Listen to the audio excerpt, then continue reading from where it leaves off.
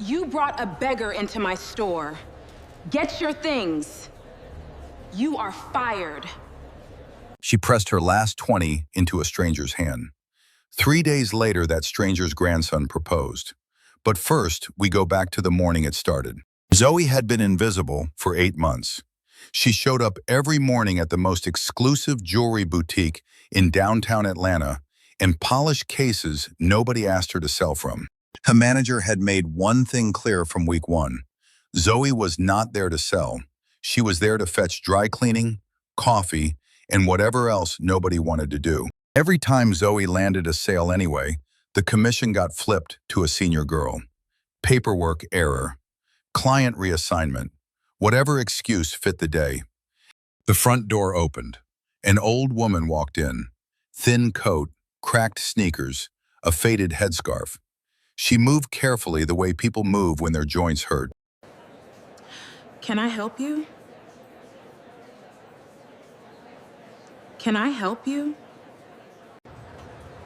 I hear God. I just want to look around. This is not that kind of store. We serve high-end clients. You would be more comfortable somewhere else. The room laughed. Not loudly, just enough. And something tightened in Zoe's chest, watching a woman be measured and dismissed in under 10 seconds. Can I get you spayethe? Can I get you some water?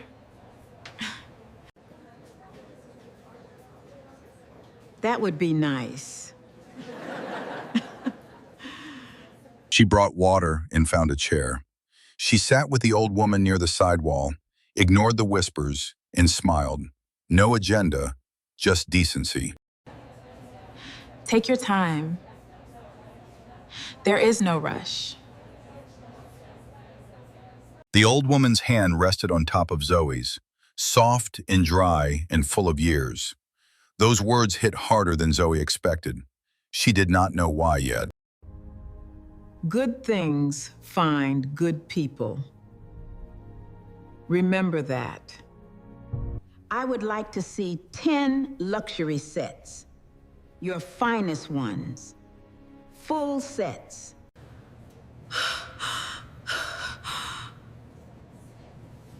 10? The best you have. She worked for 55 minutes, matching stones, checking settings, pulling velvet trays from the highest shelves. She moved the way she always did when something mattered. 10 complete sets, each one more stunning than the last. The senior girls watched from a distance, like spectators at a show they expected to fail. I will take all of them. That comes to $240,000. She patted the coat pockets, checked inside, looked up with a gentle sigh. The room tilted in the wrong direction. I do not have my card on me. My grandson has it. I will need to reach him.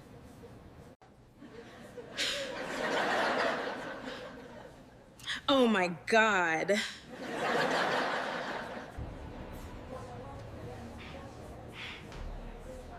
You really thought she could afford this? It is okay, Grandma. Do not be embarrassed. I am not embarrassed, dear. My grandson will come. I just need a moment. You do not have a grandson with 200,000. Not in those shoes.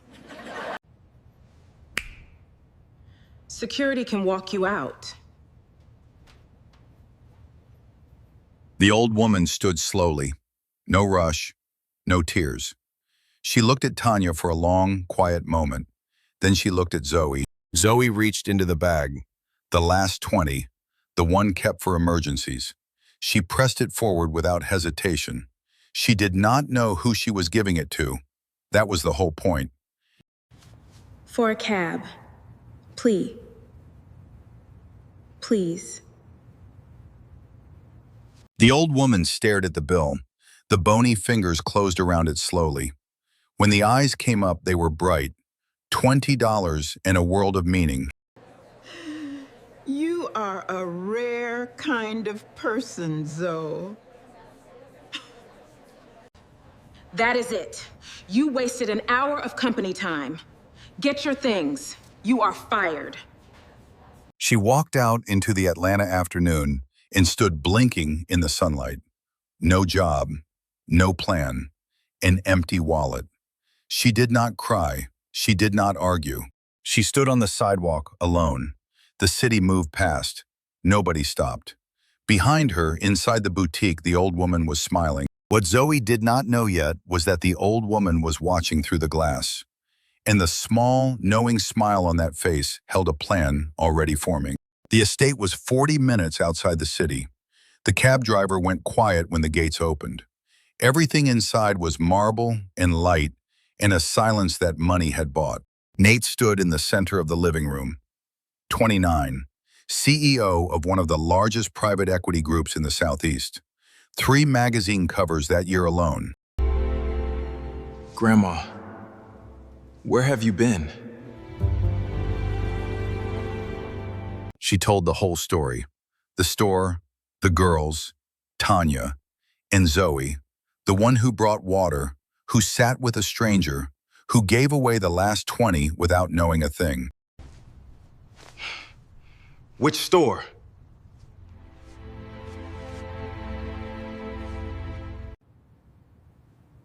Lux and Stone. That is one of ours.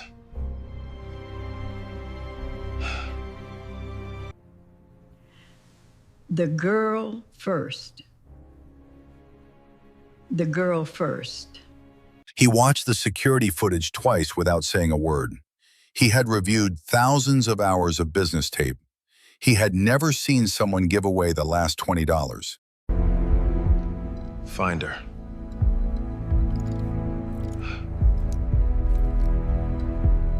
Zoe was sitting on a bus bench, scrolling job listings she could not afford to be picky about, when the black SUV pulled up and the window came down. A man in a fitted suit looked at Zoe through the lowered window. The name he mentioned was one every person in Atlanta already knew: Crest Holdings. Miss Zoe Wow, the woman you helped today is the grandmother of Nathan Crest, CEO of Crest Holdings. He would like to meet you. Her stomach dropped. Crest Holdings owned half the commercial real estate downtown, 3 hotel chains, and the jewelry boutique she had just been fired from. She got in anyway. Some doors open only once, and you can feel it when they do. She did not know what waited on the other side. She went. The house did something to Zoe.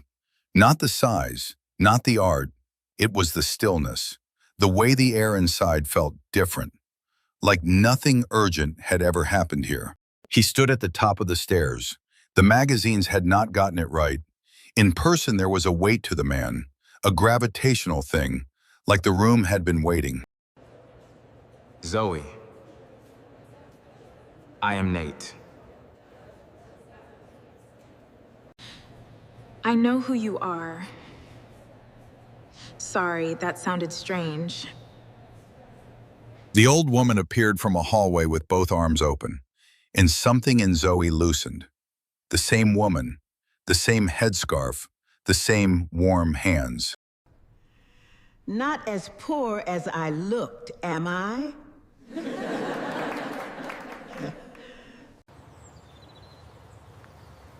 She is the one. She is the one. That is not Ev. We just met. That is not how this works. Zoe looked at Nate to laugh with her. Nate was not laughing. Nate was just looking at Zoe, calm, steady, serious. and something in Zoe moved without permission. She stayed 3 days, then a week. She meant to leave, but Miriam kept finding reasons to need Zoe around, and the house kept feeling less like a stranger's. Personal assistant. Crest Holdings headquarters. Competitive salary. Full benefits. Direct report to me.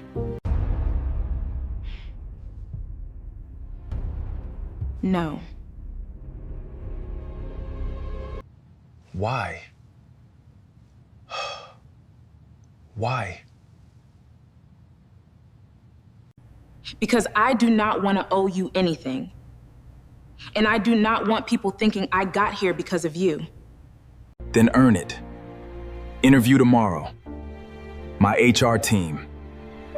No favors. She showed up at 8. She left at 11. She got the job. No favors, no shortcuts. Every question answered on merit alone. She walked out of that interview room with a smile she had earned. The hardest kind. The kind nobody can take credit for except the person wearing it. She did not see Jade until the 3rd day. Jade arrived the way dangerous, beautiful women always arrive.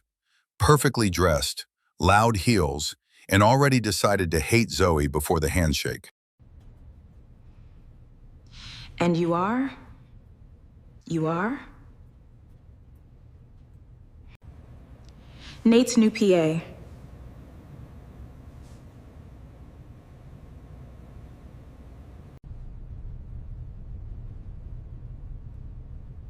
How convenient. The whispers started small. By week 2, half the company believed Zoe had targeted Nate through Miriam. A con artist, a gold digger, names behind hands. Zoe kept the head down, showed up early, left late, built something real while the noise tried to tear it apart around Zoe every single day. Zoe has her position because she earned it. Verify it with HR yourselves. She also gave her last $20 to my grandmother when everyone else laughed. Anyone with a problem brings it to me directly. Otherwise, we are done with this. For the first time in years, Zoe felt like someone had placed a wall between Zoe and the world, and that wall had a name. Jade had one card left. She went to the mother. Patricia Crest flew in from Charlotte 2 days later, composed, aristocratic, and already certain about Zoe. She sat down across from Zoe in the small apartment. She placed a check on the table. $500,000. One sentence. Leave. Leave, not the job. Leave my son's life. Take this. Start over somewhere else. Zoe picked the check up, looked at it, then tore it cleanly in two. The sound of the paper ripping was the loudest thing in the room. I love your son. I did not plan to, but I do. And I am not taking money to walk away from something real. Patricia stood, smoothed the jacket, left without another word. But something behind the eyes had shifted. Zoe had refused the only test Patricia had ever given. The frame-up came from Jade. A missing watch, $40,000, found in Zoe's desk drawer. Conveniently on a day Jade was the last person in the building. Security at the door, legal in the lobby, Patricia standing with crossed arms. Jade beside her wearing manufactured concern. The room had already decided. We found the watch, Zoe. I am so sorry. Zoe felt every version of this moment already lived. The jewelry store, the campus jobs, every place that decided Zoe was less than before Zoe opened a mouth. The pattern repeating. I need everyone to give us the room. He had the footage. He had pulled it himself the night before when something had not felt right. Jade entering at 11:43 p.m., leaving at 11:47, the watch placed between. That is not Andy. The angle does not show Andy. Jade. do not. Security walked Jade out. The heels that had clicked so loudly through every corridor now clicked toward the exit and did not come back. Patricia found Zoe sitting alone in the small garden behind the estate that evening. She sat down without being invited. They were quiet for a while. I was wrong about you. I tore a woman down because I was scared of what she represented. My son loves you. That should have been enough for me from the start. Zoe sat on the garden bench with one hand pressed over the heart pendant and felt the full weight of the word acceptance for the first time. He proposed on a Wednesday. No production, no crowd, just the two of them on the rooftop at dusk. The city going gold below. A small velvet box in one hand. Yes. Yes. 6 months later, Tanya found out the way everyone in Atlanta found out. The engagement announcement ran in 3 papers. The same Zoe, the same store. Crest Holdings had conducted an internal review of Lux & Stone management practices.